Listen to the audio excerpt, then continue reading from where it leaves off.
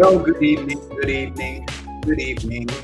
and welcome to the Rational Man Show. I am the Rational Man, your teacher for this evening. Let me get rid of this music real quick so we can get right into the program. Now, I'm having a hard time here because of my technical stuff here. Tend to, I need some help. I need somebody to help me. Help me take care of this technical stuff here. Anyway, we have a program for you this evening, and I'm calling it The Cause and Cure for Black Insanity. The Cause and Cure for Black Insanity. And before I go into the program, I want to just thank everybody for joining me, whoever can join me. I'm on Facebook, but let me just log straight into Facebook because I don't care. Let's see. Let me just log right into Facebook. Let's see. Let me get right onto Facebook. See live. We got to turn my camera around and I don't see it.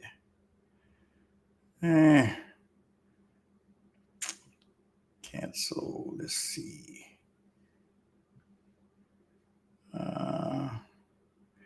Yeah, I need some help, guys. I need some help because it is really difficult to try to do all this by myself and handle a lot of things that I'm handling personally. But I'm going to get into this, and you can watch it on YouTube if you want, and or watch the rebroadcast. I think I can make it live after it's broadcasted. We're talking about the cause and cure for Black insanity. And I guess I should define this first before we get into this. Insanity is defined as extreme foolishness or irrationality. Extreme foolishness or irrationality. Or it's defined as the inability to think and behave in ways considered to be rational and normal in a civil society. Another definition of insanity is unfit to assume legal responsibility for one's own actions and affairs on the grounds of mental illness, disease of the brain, or intellectual ability. Those are the definitions for insanity. And so we're talking about the cause and the cure for what I'm terming Black insanity. And when I say Black insanity, I'm talking specifically about African American people in America and our behavior that has now provided a pretext for the President of the United States to send in troops into our communities under the assumption of stopping violence. And he would be stopping violence.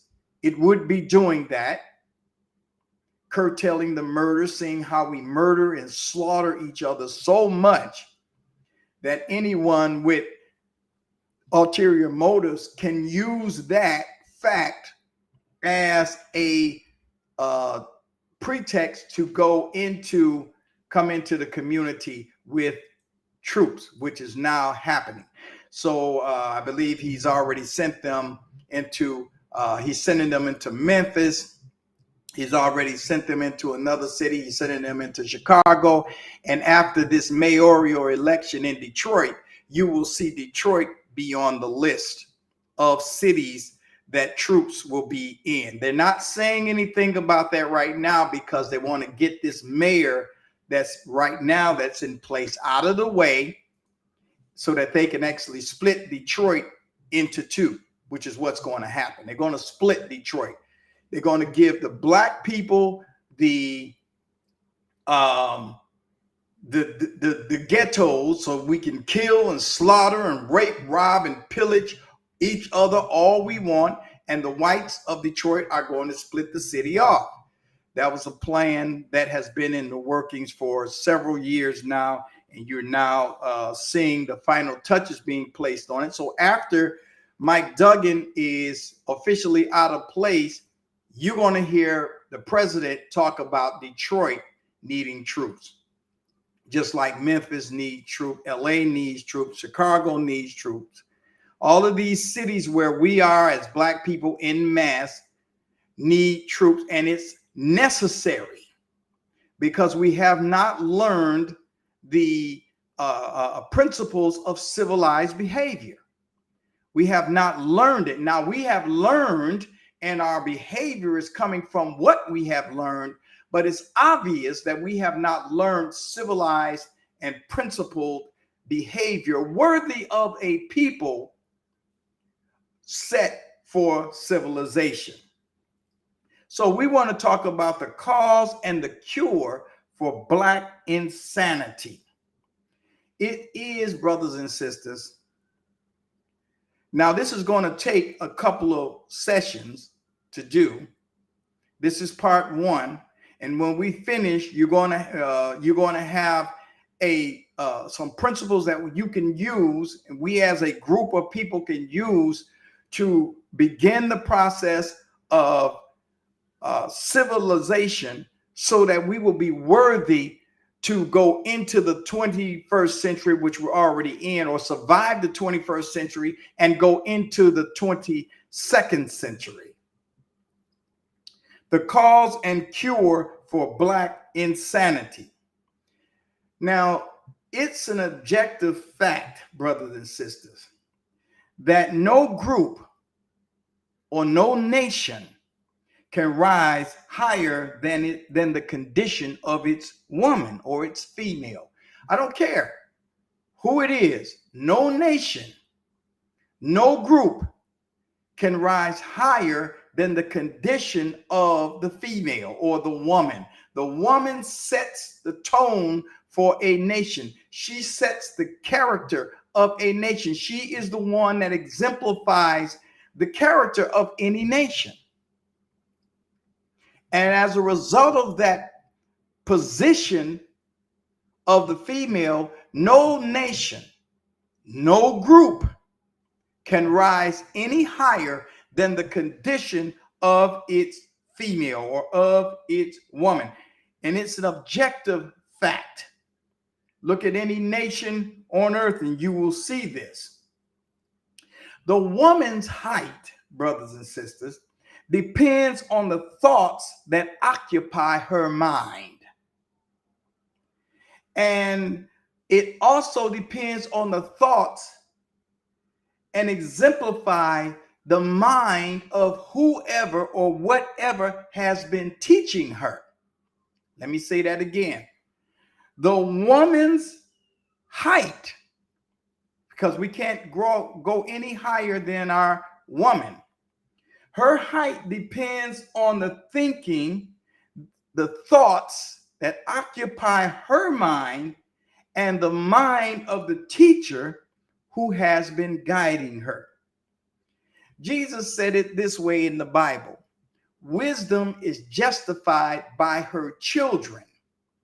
So the female is the part of us that houses wisdom. The male is the part of us that houses knowledge. And so Jesus was talking about to the Pharisees and the preachers of his day. He was saying that, listen, we have piped and you haven't danced. We have thrown funerals and you haven't mourned with us. In other words, we've come to you over and over in different ways and tried to get the message to you, and you have not responded to the message in any way. And then he points to the condition of the people as a result of not responding to the message that he said that the God was sending to them, because they were not responding. It didn't matter. They were not responding to any message or messenger that came from God to the people. So he says, now the proof of your lack of wisdom, he called it wisdom though.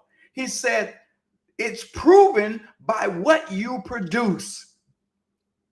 And he calls it a her. Wisdom is justified or proven by what she's thinking, what's in her mind, by what she produces. Again, she produces the environment.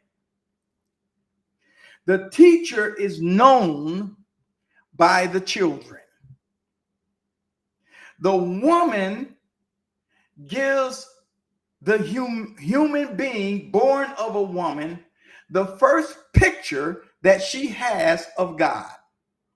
It is the woman, not the man, that gives the child the picture of God that she has, that he will have. So you have a woman who abandoned her children. You will see a child have the tendency to think that God has abandoned him. You see a woman that is abusive to her children. You will see a child that thinks that God is abusive to his children. The woman sets the tone because she is the first picture of God that any man gets, anybody gets that comes out of her. The woman is the first picture that all of God, that all children get to see. The energy and power of God comes through the male. So the female gives the orientation of the mind in a sense, and the male gives the energy that mind will employ to produce whatever orientation that particular child has. So knowledge comes through the male and wisdom comes through the female. And when knowledge and wisdom are properly mated, you have love, and love is the creator. And love creates civilizations. Love creates rational thinking. Love creates a high level of a mentality and a people that you will find creating. You will find innovative. You will find treating each other right. Love is what produced that. But it takes wisdom and knowledge with the same orientation to mate. And that mating is what brings about creation, because that mating brings about or gives the manifestation of love. And love is the creative force. There is an allegory in the Bible that illustrates this. In the book of Matthew, and I believe it's also in Mark, there's the story of Jesus being conceived. And it's in this situation, the virgin implies purity. And the male was also pure. And they came together, and with that pure mind and the proper orientation, produced an individual that you call Yeshua, and some call Jesus, produced an individual child so powerful that many of you worship him as God to this very day. That was the result of love overshadowing that couple and causing a production of a man who was fully committed to submission of his will to the will of the Creator. And that's the story of Mary and the birth of Jesus. So love, when properly oriented, when wisdom and knowledge is properly oriented, you will get powerful individuals. And so powerful that the teaching goes that when you look at a black man, and I'm using the color black to distinguish, to give you an idea of a physical attribute. You are looking at God. You are looking at God when you look at a black man. You are looking at him if he's in his rational mind and sane mind. You are looking at a creator, a producer, a organizing, a powerful individual worthy of rulership of the earth. When you are looking at a black man who has gone insane, you are still looking at God. But you are looking at a destructive, crazy, insane individual. And when this insane individual mates with an insane female, they produce an insane group.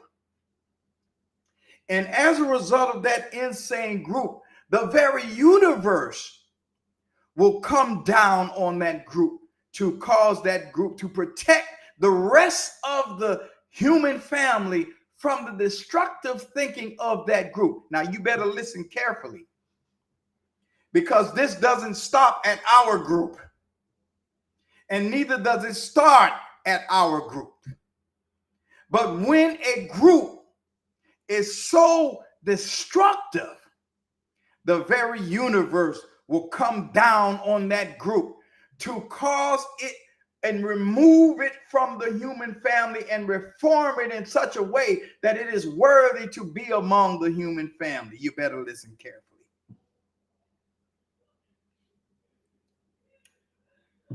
So the question is, who is it that has been teaching the black woman that she would produce such an insane mind or insane people, that she finds herself mating with the insane among us and producing children that are insane, that's reflective of insane thinking? Who's been producing? Who's been teaching her? Remember, I said that her thinking, the condition reflects her thinking, because she mates with what her thinking tells her to mate with, and her children represents that which she has been thinking.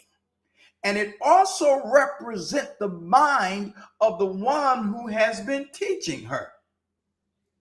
So the question becomes, who is it that has been teaching the black woman that she would produce a people who requires a government to send in National Guard to keep them from slaughtering each other at such a pace that it endangers the whole society? The black woman boasts of being the highest educated class in America. The black woman boasts of being the breadwinner and the head of the black household. Indeed, during the presidential run of the last president, not Donald Trump, but the brother before him, Joe Biden, he said openly that it was the black woman who is the head of the house of the black community. And it is the black woman that put him in office. And it is the black woman that kept the Democrats in office for so long. So who the hell been teaching the black woman that Joe Biden would have the gonads enough to say that if you didn't vote for him, you're not even black? He would never say that to a Jewish man. He would never say that to a Mexican man or a white man.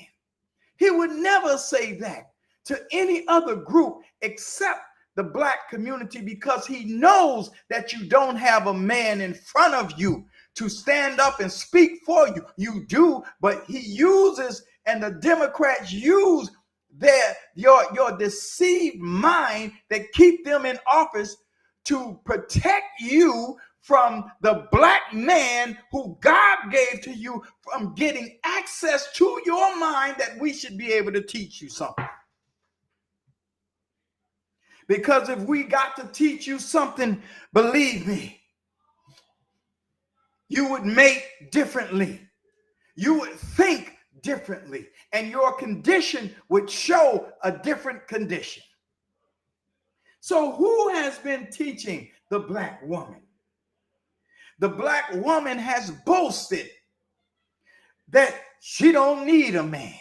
I buy my own house. I buy my own car. I pay my own bills. What do I need a man for? Who's been teaching the black woman? The black church has been teaching the black woman.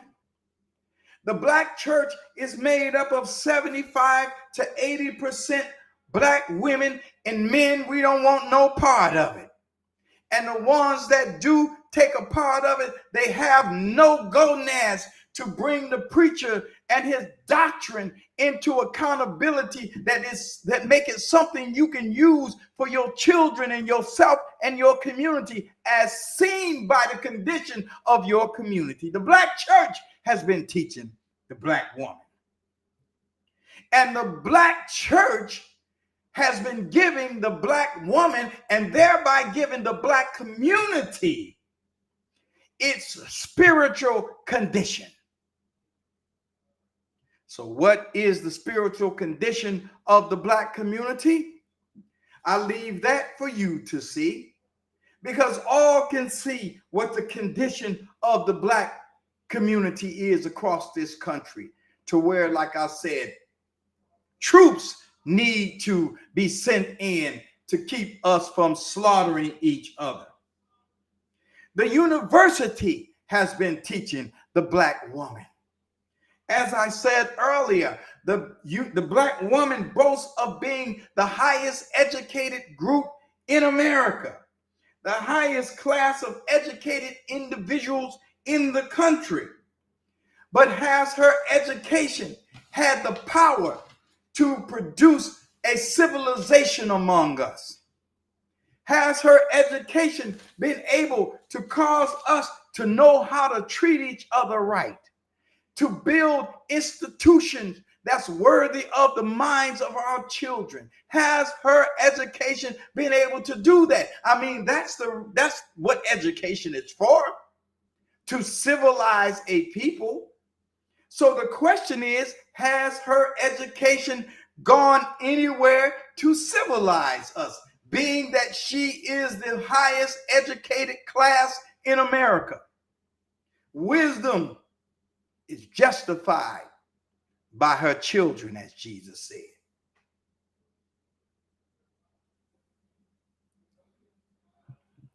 The government has been teaching the black woman.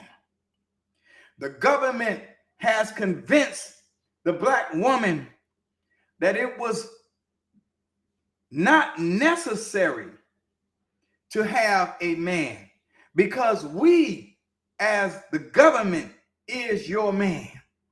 And as a result of that teaching of the government telling black women that we will take care of you and your children through welfare, through food stamps, through Section 8, through education, through jobs, we're going to take care of you, so you don't need no man. And so she has echoed that sentiment for the last 30 or 40 years, that I don't need a man. I pay all my bills. I take care of my children. I'm the head of the household. I'm this, I'm that.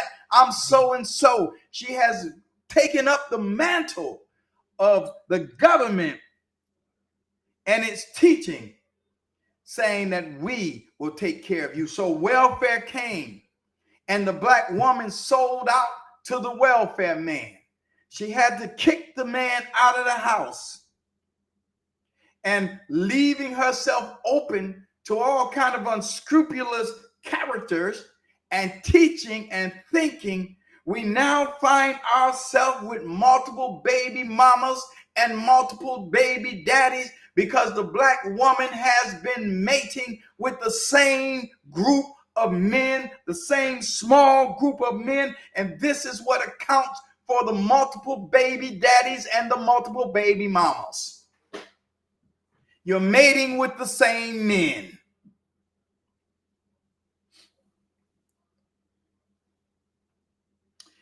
And now, the black woman after the Donald Trump administration has found herself, and is just now starting, has found herself in debt, unemployed, alone, with multiple children from multiple daddies who do not care to help in any shape, fashion, or form take care of their children.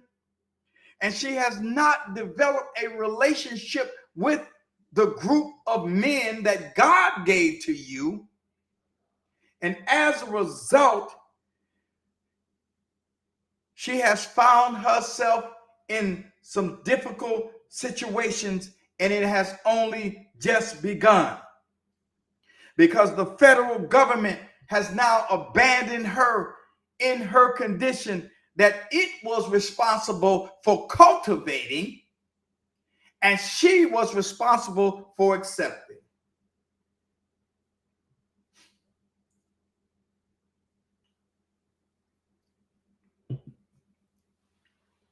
And now her offspring are violent, without motivation, and without a future. And don't even think about looking for another election. The Republicans will never give up power again. That part is over. And with the killing of that brother in public, it even made them more determined to never allow a Democrat, which you have invested in for the last 65, 70 years, to again sit in the seat of power. There's no more election coming for you. That strategy is over, and it didn't work. And so your Voting Rights Act has been wiped out. Your DEI has been wiped out. Your affirmative action has been wiped out. And now your condition is exactly like what Professor Carter G. Woodson said, that in the end you would discover that your condition is exactly the same as it was in the beginning. It just now starting. You can forget about elections again. That part is over. That season for civil rights is done. There is no more civil rights to talk about. And it is over. And now you, sisters, have found yourself in an abandoned condition. And the joblessness is only going to get worse. He's targeting you because the Democrats use you to be the front person to get rid of that man and keep him out of office. So he's targeting you now. And you're not making it any better with your booty shaking online, your irrational behavior everywhere you go. You can't go on cruise ships because of the fans. You can't go here because of the behavior. You got Sexy Red and all these bitches and hoes that you are supporting and lifting up, who's influencing your children to be bitches and hoes. And as a result, the young brothers are now telling their children that your children, your girls, are unworthy to marry. And since you haven't developed a relationship with your brothers in this condition, it's going to make it a little more difficult. And so her offspring, and as Jesus said, after he said wisdom is justified by her children, he pointed to the condition. He said that there were tears going up. Rachel has found herself in a condition and she is wanting, and yet there's no help because she is without. Read it for yourself in the Bible. Jesus talked about it. And so now it's easy to see the condition of all of us. And I'm not beating up on Black women in the sense of saying that you're lost. I'm bringing this to the forefront to let you know your power and how you have been using your power. You've been manipulated to use your power to self-destruction and destroy your own home. There is a solution. And I'm going to give you a hint of the solution right now at this point. There's a story in the Old Testament where some serpents had bitten the people. They were in rebellion. And some serpents had bitten them, and they were dying from the bites. And so the God told Moses, I want you to put one of the serpents on a pole, and whoever looks up at the serpent will be healed and will be saved. Isn't it interesting that it was the serpent that they had to look up to? And many did not look up to the serpent and they perished. They refused. The serpent represents something, a cure that you don't want to do, because you become locked into your way of thinking and you're determined to force that way of thinking to work, though you have no evidence in the past, in the present, and no prospects for the future that your way of thinking will work for you. It has not worked. And it's not going to work. So you need something that is outside of the box. Einstein said that you can't solve a problem using the same thinking that was in existence when the problem was created. And going back to those serpents that I mentioned, Jesus said, unless the Son of Man is lifted up, like Moses in the wilderness lifted up the serpent, so must the Son of Man be lifted up.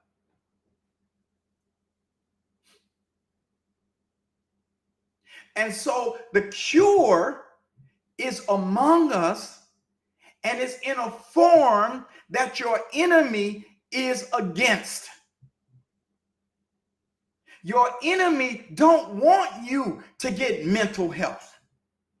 Your enemy don't want you to understand the way your spirit or you as spirit interacts with your body and causes you to create in the material world with your body. He doesn't want you to know your true power. And so the one or two things that have come among us that have the power and the results that you can see, you shun. And if I were to say it right now, you would probably close this out. But before this series is over, you're going to know what it is. It's been in front of you. It's been there waiting, and it has the power to cure us all. So the question now is, how did we get in this condition that we're in? And how do we get out of it? If you turn to the book of Ephesians in the Bible, and by the way, I use the Bible because that's where we are. The Bible is where we are. And as a result of being where we are, we're going to use that to get ourselves out of the condition by getting out of the thinking that has produced the condition. So let's look at Ephesians chapter 6. I want to show you something. Ephesians chapter 6 and verse 12, 11 and 12. It says, Well, let's start at verse 10. Finally, my brother, be strong in the Lord and in the power of his might. Put on the whole armor of God that you might be able to stand against the wiles of the devil. For we wrestle not, listen, for we wrestle not against flesh and blood, but against principalities, against powers, against the rulers of the darkness of this world, against spiritual wickedness in high places. So let's define that real quick. We wrestle not against flesh and blood, it says. It says we wrestle against principalities, we wrestle against powers, we wrestle against rulers of the darkness of this world, and we wrestle against spiritual wickedness in high places. So it says to put on the whole armor of God, because this armor is the tools you're going to need in order to wrestle effectively. So I'm not going to get in the tools yet. I'm going to deal with what we are wrestling against first. So what are principalities?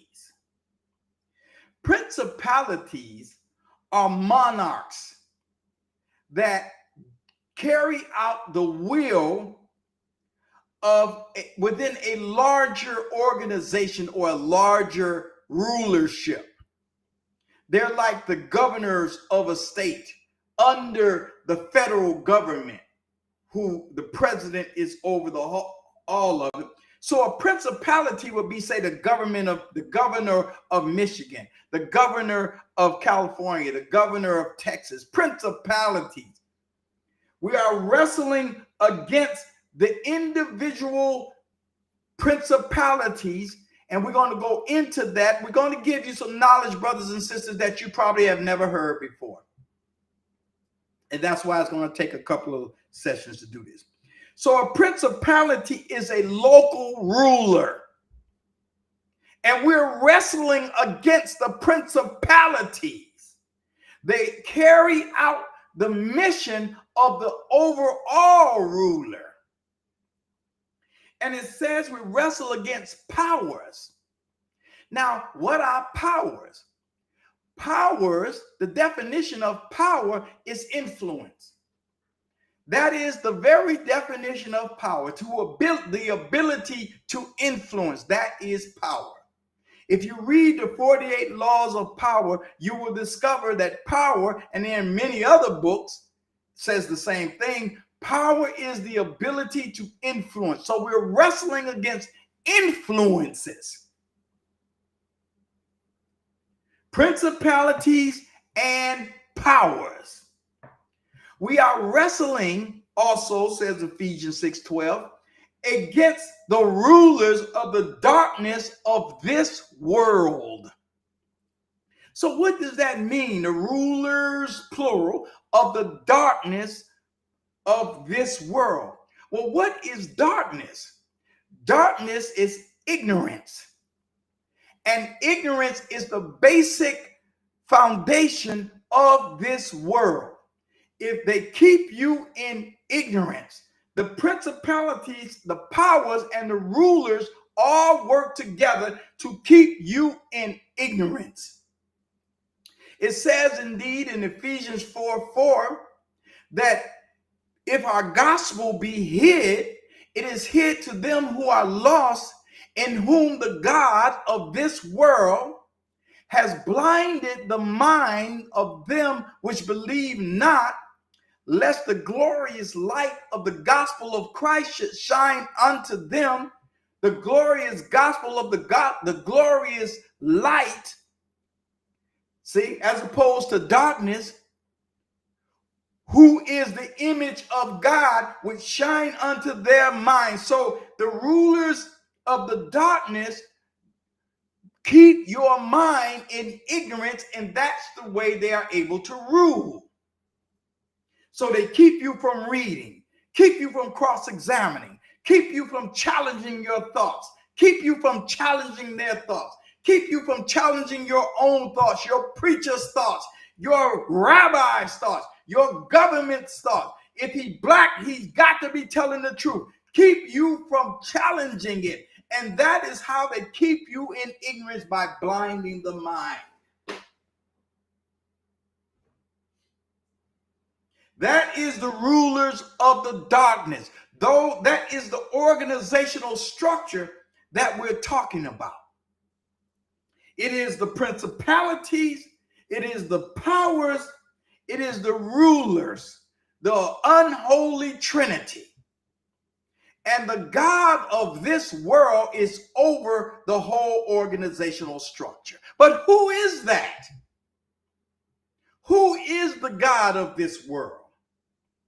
And then finally it says spiritual wickedness in high places. So spiritual wickedness is the deviation from the knowledge of the Christ as you. When you stray away from the identity that you were created in, the alternative is spiritual wickedness.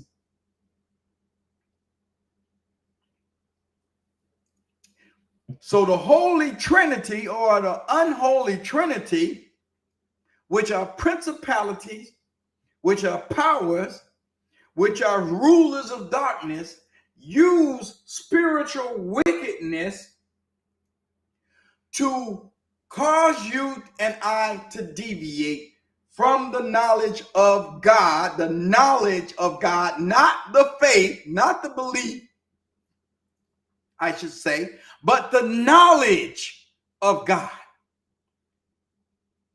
This is what's necessary, brothers and sisters, the knowledge of God. Belief don't do it. We're out of that age of belief. You just believe because I said it. You quote the scripture and it's true because the scripture that I read says it. No, that is not the knowledge of God. Knowledge does not come just because somebody said it or somebody wrote it down. But if it's consistent with knowledge, then you can use it. But if it's inconsistent with knowledge, then you cannot use it. I don't care how much they convince you that it's holy.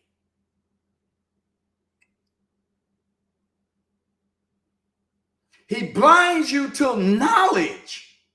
The rulers of darkness keep your mind dark. And darkness is symbolic of ignorance, as light is symbolic of knowledge. And it says the glorious light of the gospel of Christ, which shine into them. The glorious knowledge.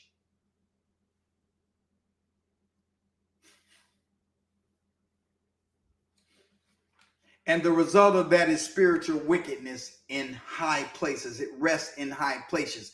In the story of Jesus being tempted in the wilderness, one of his temptations was this: if you bow down and worship me, I can give you all the kingdoms of this world because I own it. This is what the devil said to him.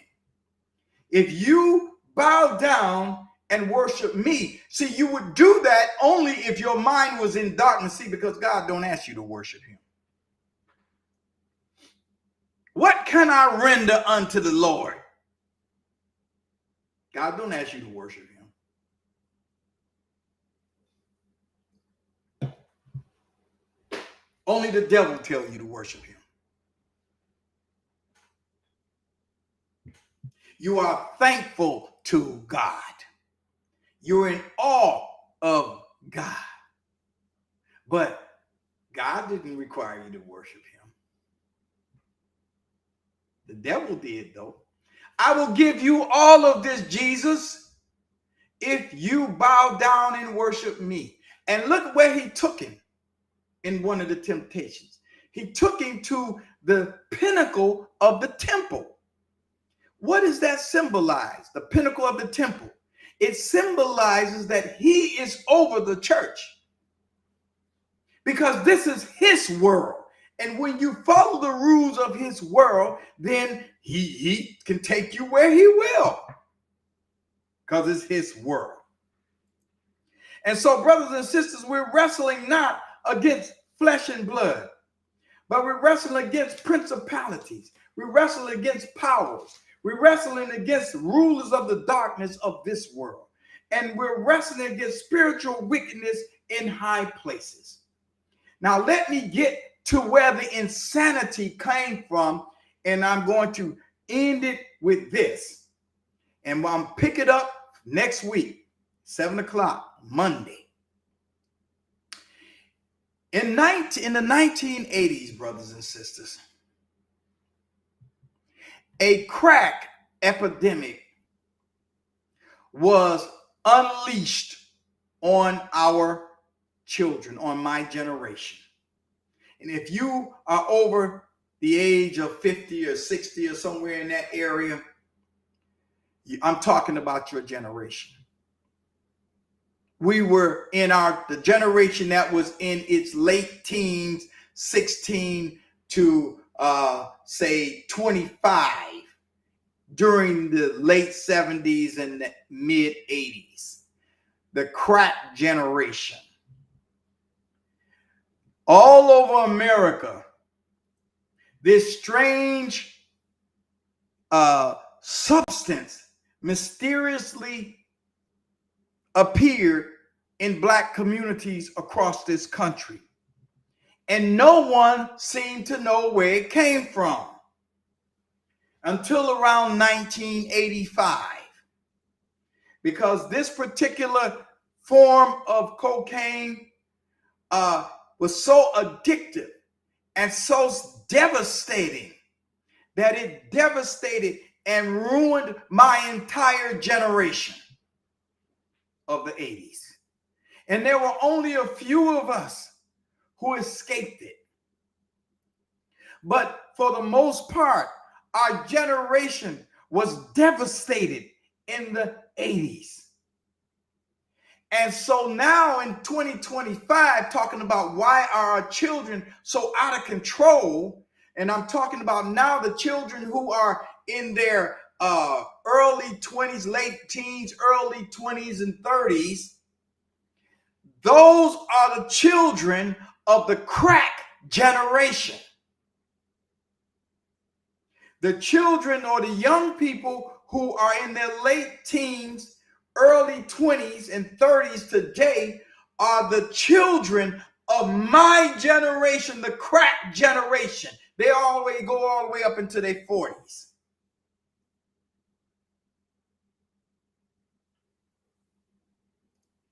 And my hometown of Detroit was devastated. Chicago and Memphis and LA was devastated. New York was devastated. Black communities all over the country were devastated. And the government made it such a highly penalized drug that on top of the crack epidemic, our men were placed in prisons for long stretches. That was my generation. I'm calling it the crack generation. But where did this come from? See, because if you don't read and analyze and think, you will think that the insanity prevailing among us in 2025 just all of a sudden popped up from nowhere. But I'm here to tell you, brothers and sisters, it is symptomatic of the teachings of the insanity that was induced among us through the crack generation, my generation. We were doing quite well. We were achieving. We were moving during the 70s. We were excelling in the 70s. But in the 80s, crack hit our community, and it's been hell ever since. And now the results of crack is really just now being seen.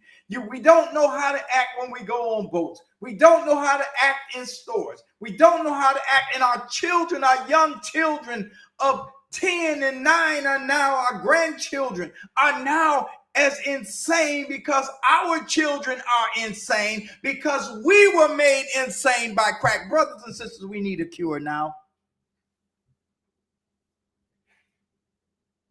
But where did this come from? The crack epidemic was unleashed on my generation and killed my generation. So many of my friends never made it out of the 80s. And so many never made it out of the 90s. And just even this year, no less than 5 or 6 of my friends who were previously on crack, their lives were shortened and they have passed away just this year.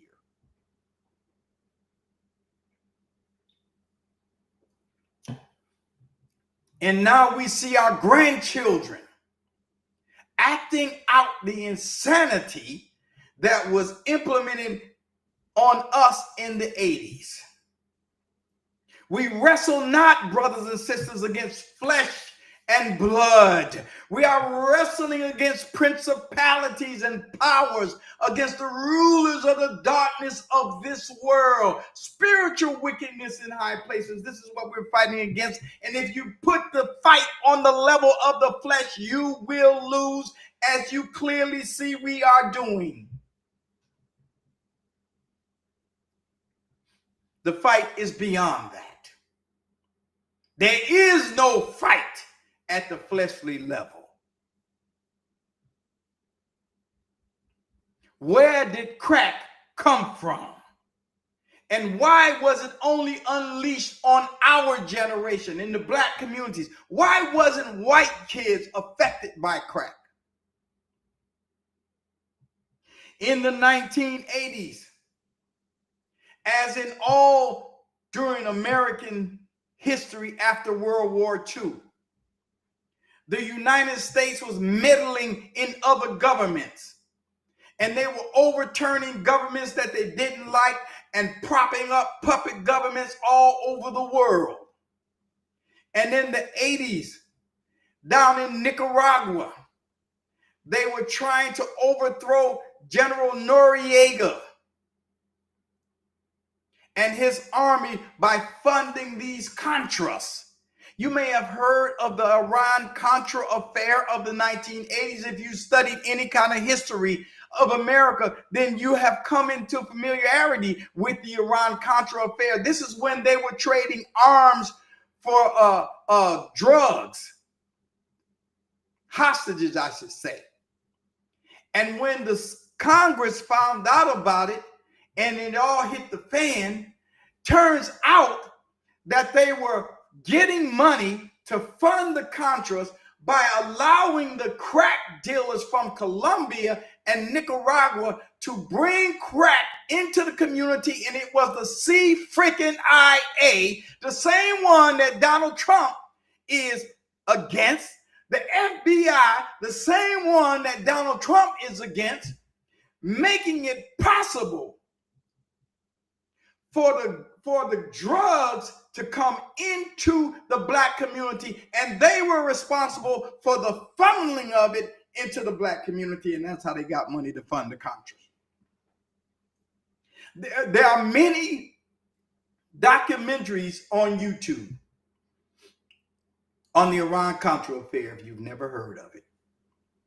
And that's how they were able to fund the Contras in Nicaragua to overthrow General Noriega. And when they couldn't overthrow him, they trumped up drug charges on him, brought him to the United States, and imprisoned him.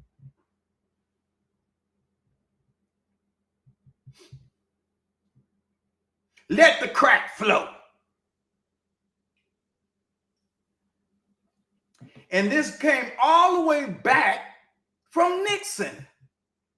Not the crack epidemic, but the seeds of it was planted because they saw their children being used, being not cracked out, but using the cocaine and all that, heroin. And I suppose they got an idea, well, look, we're going to get it in here, but we're going to put it over in the niggas community. They're animals anyway. Let them lose their soul. One of the lines in The Godfather. And so that's how crack got into our community in the 80s.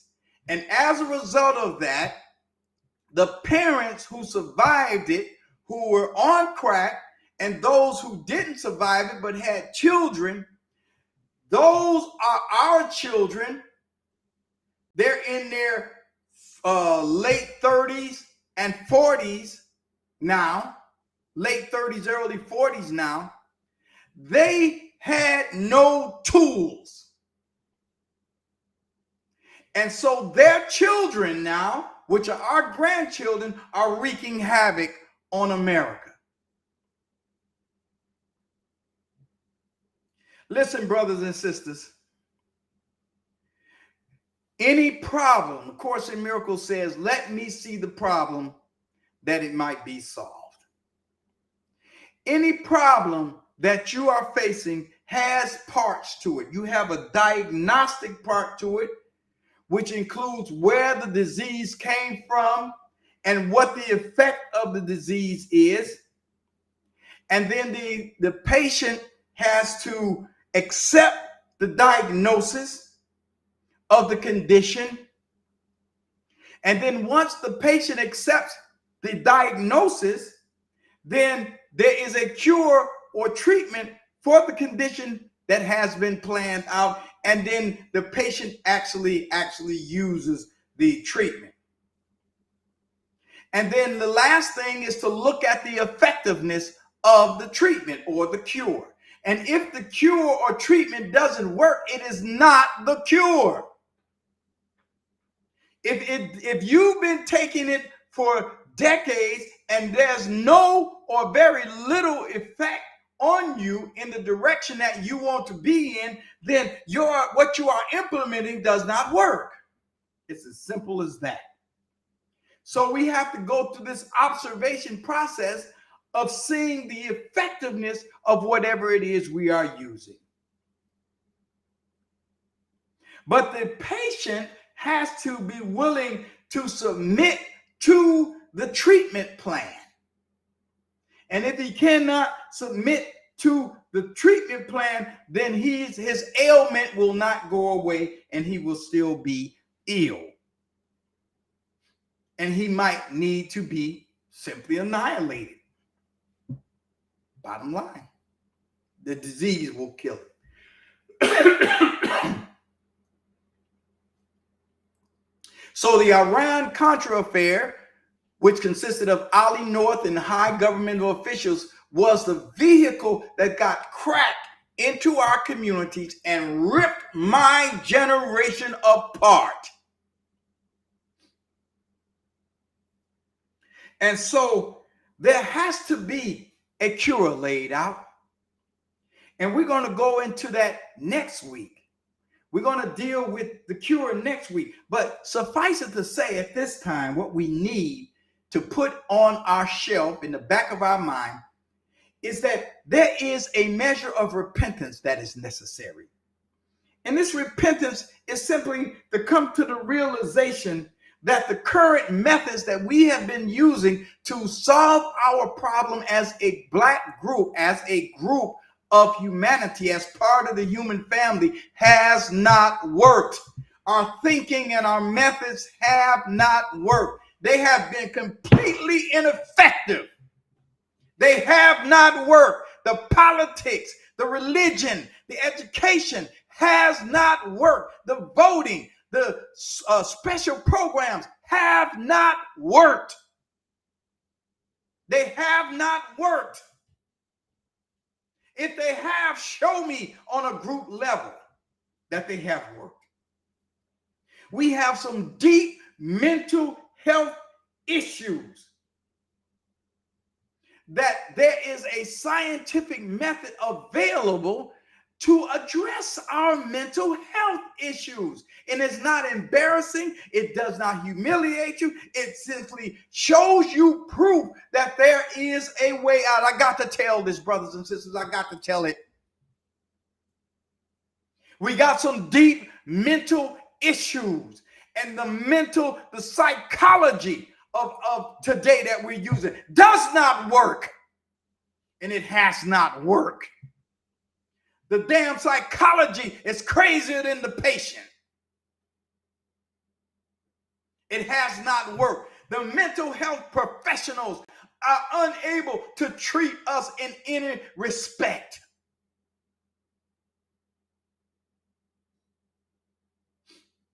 So what I'm going to bring to you next week is part 2 of my ass whooping.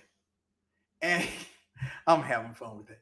But listen, join me at 7 o'clock next week because we're going to work on this. In the meantime, I want you to look up the Iran-Contra affair on YouTube.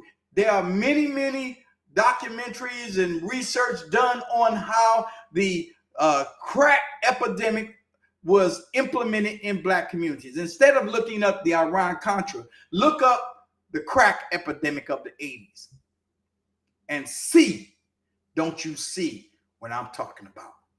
All right, I'm out of here for 1 week. See you next week, same time, same place.